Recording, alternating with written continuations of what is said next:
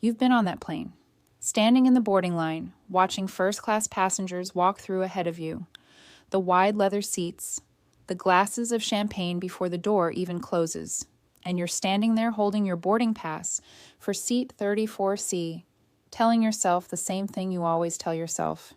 Next time. But here's what nobody at that gate knows. The woman sitting in 2A right now? She didn't pay for that seat. Not full price. The man with the warm towel and the noise-canceling headphones? He knew something the rest of the line didn't. And the flight attendants working that cabin, people like me, we watched it happen on every single flight. We knew exactly who had paid and who had quietly figured out the system. If you want to be in on that system, hit subscribe right now and tap the notification bell. I share insider travel knowledge like this every single week, and I'm just getting started. I'm going to say something that might shift how you see every flight you take from this point forward. First-class upgrades are not just for wealthy people. They are not for celebrities. They are not even automatically for the most loyal, frequent flyers. They are for passengers who know exactly what to do, when to do it, and how to talk to the right person at the right moment. And I spent 14 years as a flight attendant with a major U.S. airline, watching this happen from the other side of that curtain. I left that job 18 months ago, which means I can finally tell you what I actually observed. Every move, every phrase, every habit that genuinely works, not the tips the travel blogs copy from each other, but the ones I personally watched get passengers into first and business class cabins without paying for them. There are 10 of them, and by the end of this, you will never stand at a boarding gate the same way again. Let's start with the one that makes every other trick on this list possible, and the one most people skip entirely. Join the airline's loyalty program before you buy your ticket, not at check-in, not the night before your flight, before you even purchase. I know what you're thinking. I already have one of those. I have points I never use and promotional emails I delete every week. That's not what I'm talking about. Here's what most passengers don't realize. The moment you book a flight, the airline system is already building a profile on you. Your fare class, how you booked, and whether a loyalty number is attached to your reservation, all of it is visible to gate agents and flight crew before you ever step onto the jet bridge. A passenger with even the most basic tier of membership status reads differently in that system than a passenger who simply doesn't exist in it. When upgrade inventory opens, when a seat needs reassigning, when a gate agent has discretion over who gets moved. That profile matters in a way that almost nothing else on this list can replicate. I once watched a gate agent work through a list of upgrade candidates on a flight from Chicago to London. 2 passengers in economy had virtually identical fare classes. One had a loyalty number with about 300 lifetime points, practically nothing. The other had no number at all. The one with 300 points got moved to business. The other one never knew she'd been considered. 4 minutes to sign up changed one of those outcomes entirely. It cost nothing. And in 14 years of boarding flights, the passengers who ended up in upgraded seats almost always had a membership number tied to their reservation. The ones who didn't were invisible to the system before they arrived. If you're flying in the next few weeks and you're not enrolled yet, pause this, sign up, and come back. Everything else I'm about to tell you works better with that foundation in place. The second trick is where most travelers waste the single greatest upgrade opportunity available to them, and they never even realize it's happening. Stop paying for your flights with a regular credit or debit card. I watched passengers sit in first-class cabins on transatlantic routes, seats that retail for $4,000, $5,000, $6,000, and they got there using points they earned buying groceries. Not by flying thousands of miles every year, by buying groceries, filling up their car, paying their phone bill. The travel credit card sign-up bonus is the most underused upgrade tool available to an ordinary person. Most major travel cards will give you enough points after meeting an initial spend requirement to book a business or first-class seat on a long-haul international route outright. Not a discount on one. The whole seat.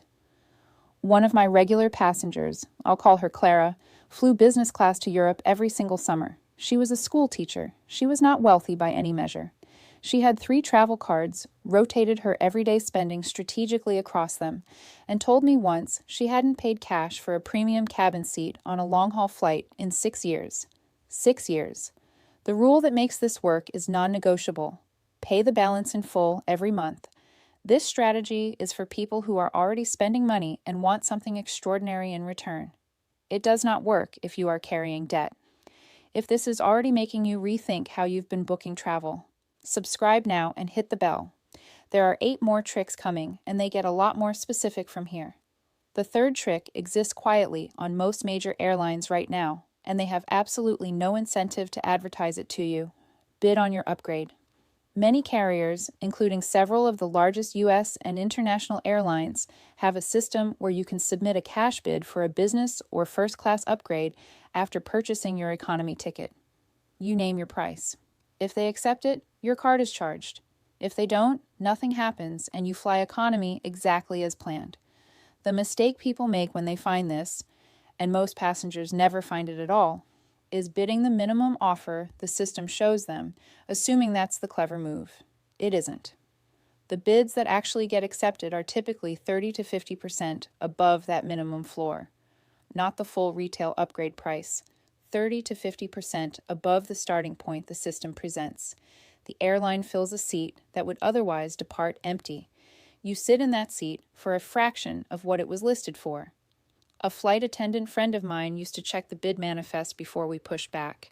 She told me passengers routinely won business class seats on 8-hour flights by bidding $220 on a seat with a minimum of $160. The ones who bid the minimum almost never cleared. Check your airline's app or website around 24 hours after booking. The option is usually sitting right there, quiet and easy to miss. Most passengers walk past it every time. The fourth trick is the one I watched work most consistently across every route I ever flew, and it makes some people uncomfortable. Ask. Directly, correctly, and to the right person. Not to the check-in agent who is managing 50 passengers and has essentially no authority over premium cabin inventory. I mean at the gate, to the gate agent, when the area has quieted down and boarding hasn't started yet. Here is the exact approach. Walk up calmly, make eye contact, and say this.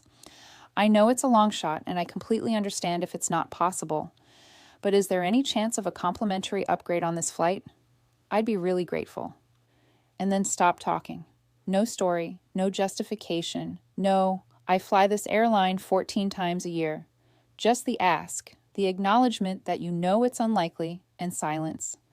I cannot count how many times I watched this exact exchange result in someone getting moved. The passenger who asked quietly and then waited. The gate agent who checked the manifest found an open seat and moved them without a second thought.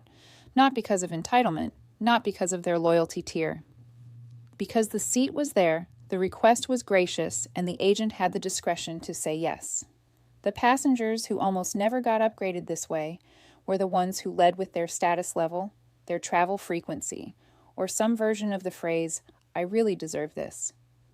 That framing puts a gate agent on the defensive immediately. The humble, genuine ask does the exact opposite.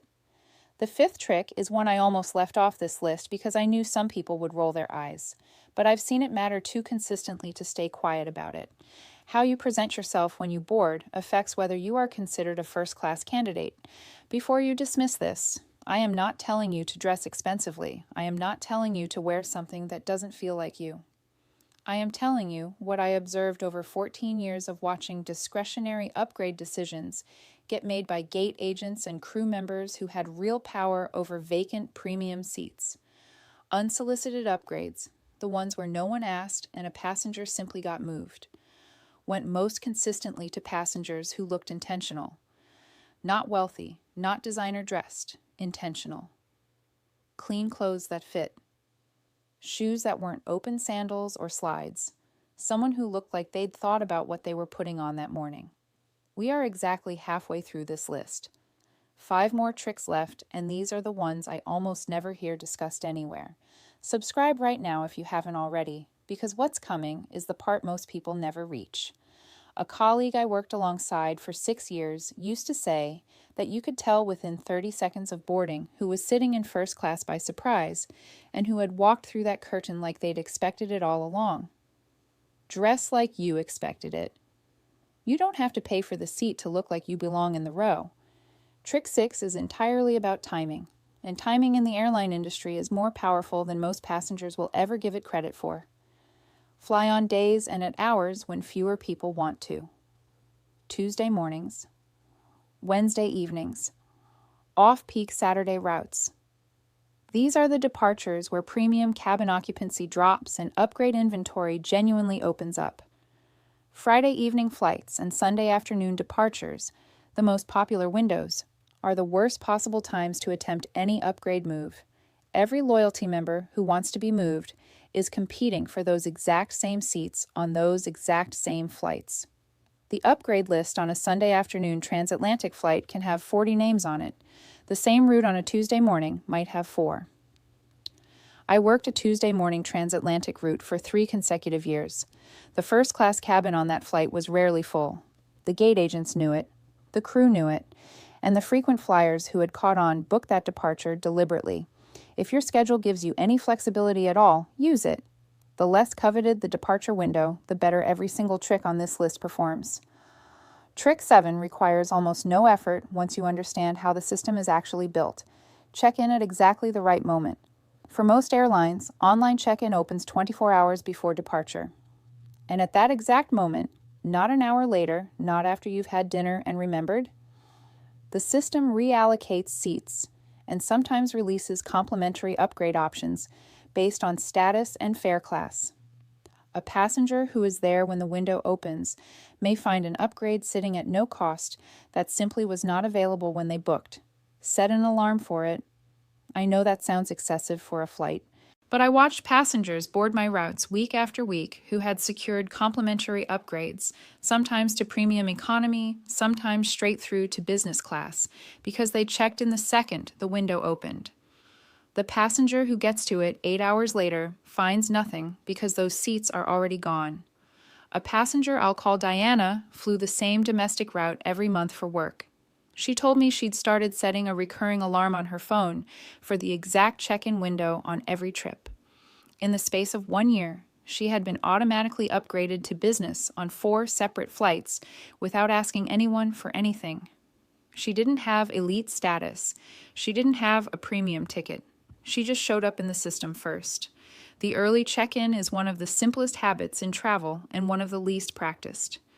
Trick 8 takes some courage and a great deal of grace, and it works best when the first 7 have already built some groundwork. Volunteer to be bumped and negotiate what you receive for it.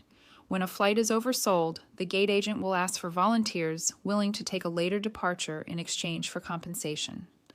Most passengers hear this and immediately calculate the inconvenience. Experienced travelers hear it and calculate the opportunity.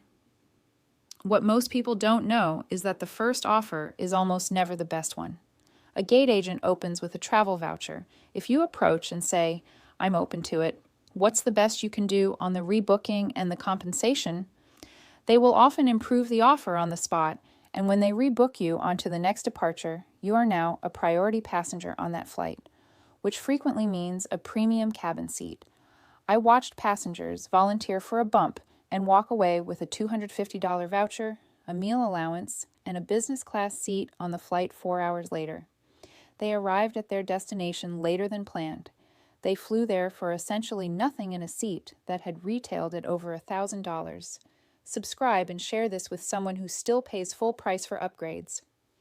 2 tricks left, and they are the most powerful ones on this entire list. Trick 9 involves a program that most travelers have genuinely never heard of, and that airlines are quietly reluctant to publicize. Status match and status challenge programs.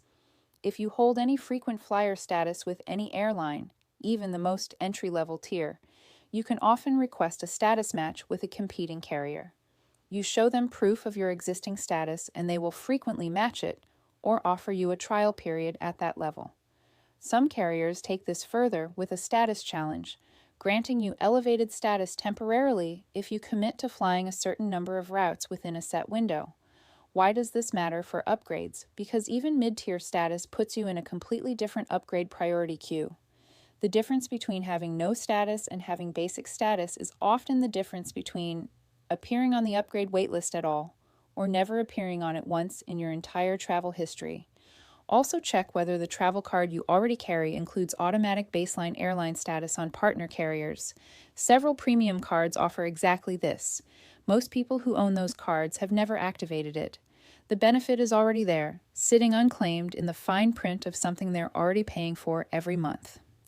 And the 10th trick. I saved this one for last not because it's the most complicated.